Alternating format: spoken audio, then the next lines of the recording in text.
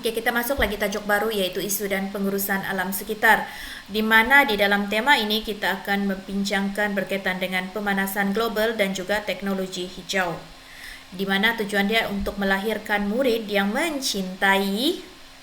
mencintai dan menghargai alam sekitar. Cikgu berharap semua murid-murid yang mendengar cikgu pada hari ini ada perasaan mencintai, menghargai alam sekitar yang berada di sekeliling murid-murid semua. Okey, dalam tema ini ada 2 bab yang kita akan belajar, iaitu sekali lagi pemanasan global dan juga teknologi hijau. Okey, pemanasan global dan juga teknologi hijau. Okey, kita pergi dahulu yang bab pertama, pemanasan global, di mana di dalam bab ini murid-murid akan belajar konsep pemanasan global. Murid boleh memberi contoh faktor yang menyebabkan pemanasan global. Murid boleh menguraikan aktiviti manusia yang boleh menyebabkan pemanasan global. Murid juga boleh menguraikan faktor semula jadi yang menyebabkan pemanasan global. Murid juga boleh menilai kesan pemanasan global dan akhir sekali boleh membahaskan langkah-langkah mengurangkan pemanasan global. Okey, sekali lagi apa yang kita akan belajar di dalam bab ini ialah yang pertama, maksud pemanasan global. Kedua, faktor-faktor pemanasan global sama ada dia disebabkan oleh aktiviti manusia ataupun faktor semula jadi. Dan yang ketiga, kesan-kesan pemanasan global, dan juga sudah ada kesan mestilah ada langkah. Dalam geografi senang saja, kita akan belajar konsep selalunya, lepas tu faktor, kesan, dan juga lastnya mesti ada langkah. Okey, kita pergi yang pertama, maksud pemanasan global. Apa bermaksud pemanasan global? Okay, kita pergi. Cikgu ambil merah. Okey. Pemanasan global ialah, paling senang ialah peningkatan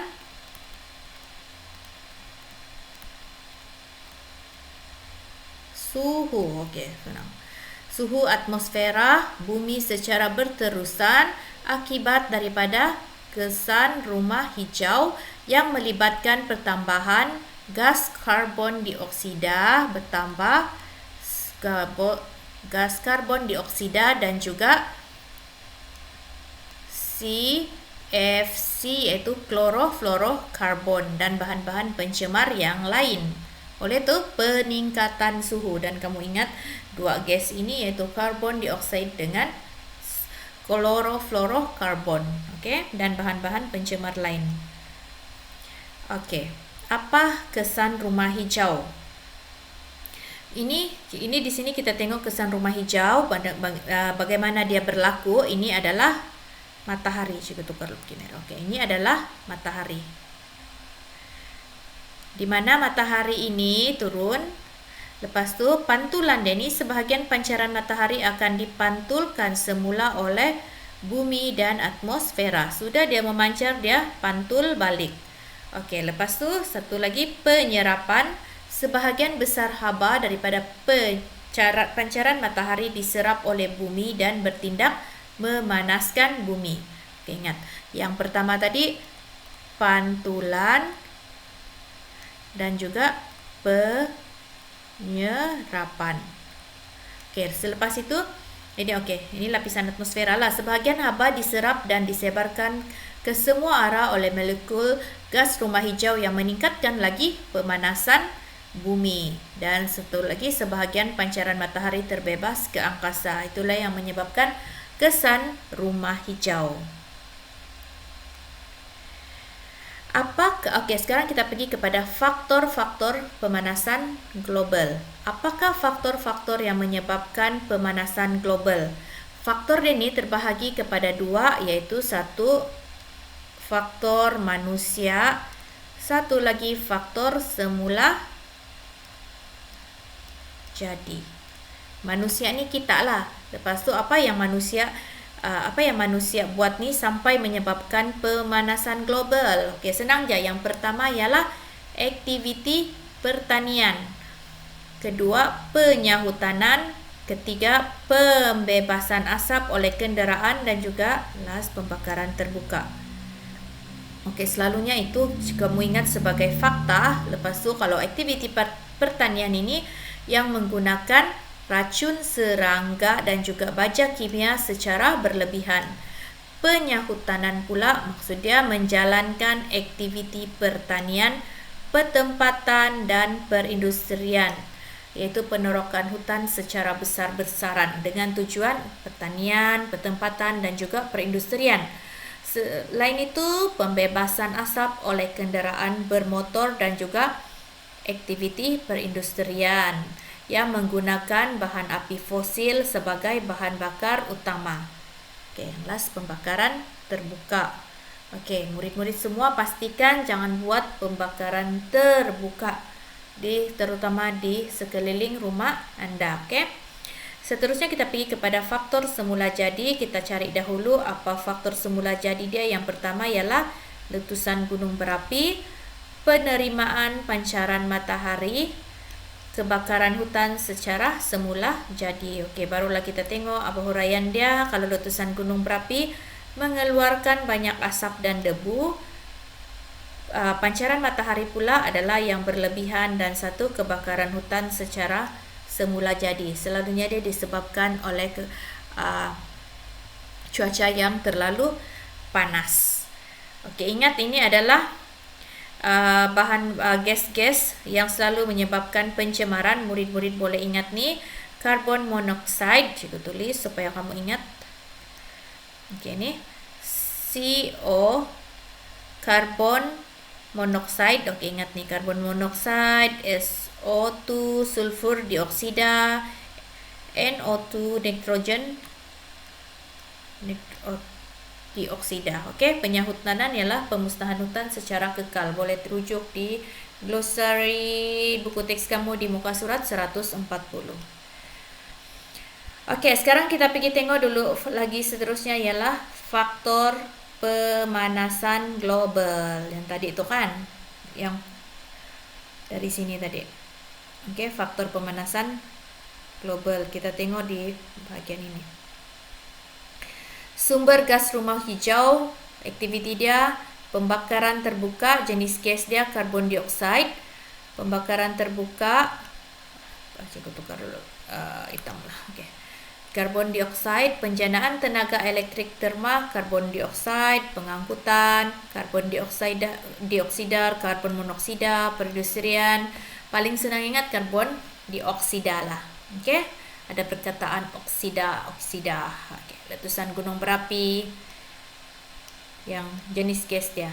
Okey, di sini kamu boleh tengok letusan gunung, faktor pemanasan global disebabkan oleh letusan gunung berapi, penjanaan tenaga elektrik terma, dari pengangkutan, pertanian dan penternakan, kegiatan perindustrian. Ini apa tadi? Nutrien dioksida, CFC klorofluorokarbon. Nanti rujuk balik ada dia bagi sini kan tadi, nitrogen dioksida, semua sini tengok. Kalau tidak tahu apa dia punya kandungan maksud. Okey, seterusnya kita pergi pula apa kesan pemanasan global ni. Yang pertama, menyebabkan peningkatan aras laut. Kemerosotan pun sumber makanan berlaku. Okey, kita pergi tengok dulu peningkatan aras laut. Punca dia pencairan ais di kutub, peningkatan suhu air lautan. Kesan dia, apalagi kalau sudah air besar, menyebabkan banjir besar dan hakisan, menenggelamkan kawasan daratan, memusnahkan harta benda dan mengancam nyawa, dan juga menjejaskan sumber bekalan makanan dan air bersih.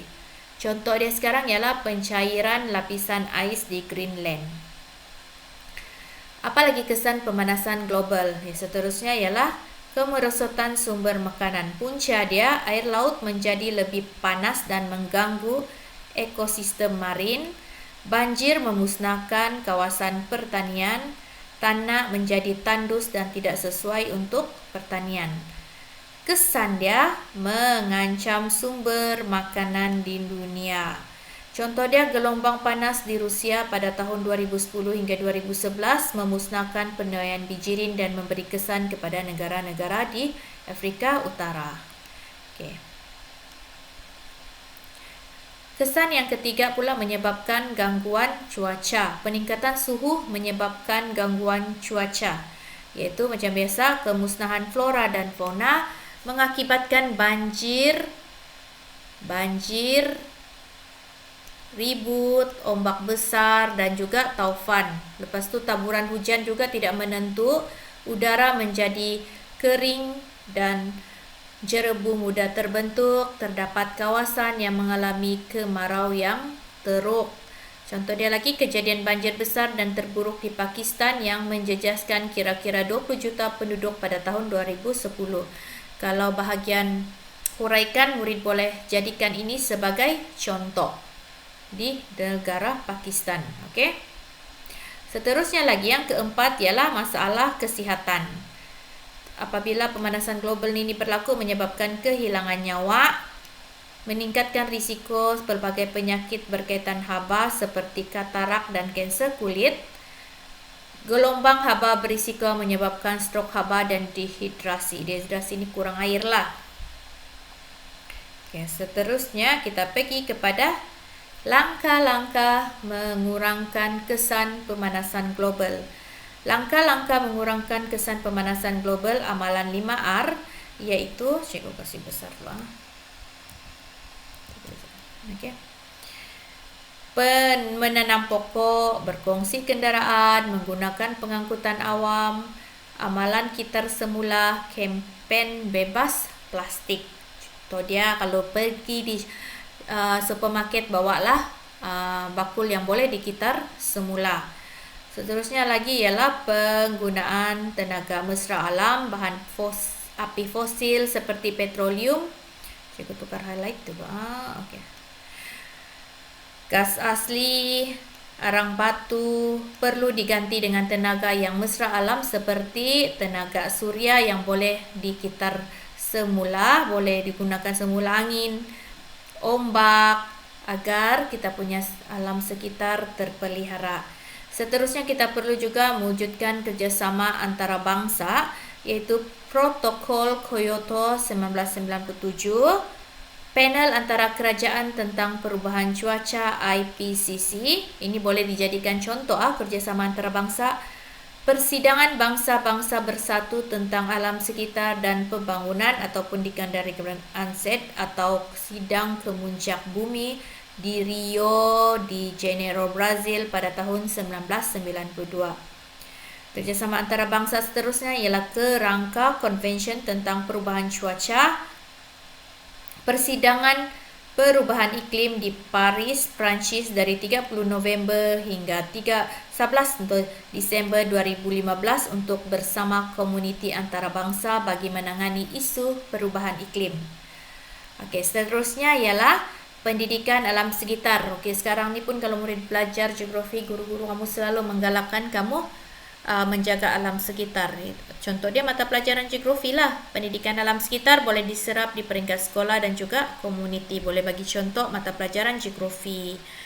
Dan seterusnya ialah penguatkuasaan undang-undang. Bolehlah ingat ni sebagai Akta Perlombongan Petroleum 1966, Akta Kerajaan Tempatan 1976, Akta Perhutanan 1984, Akta Pengangkutan Jalan Pindaan 2012, Akta Kualiti Alam Sekeliling Pindaan 2012.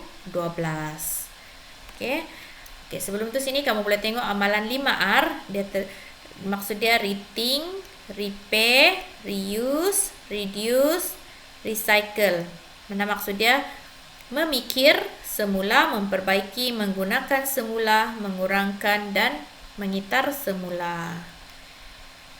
Okey.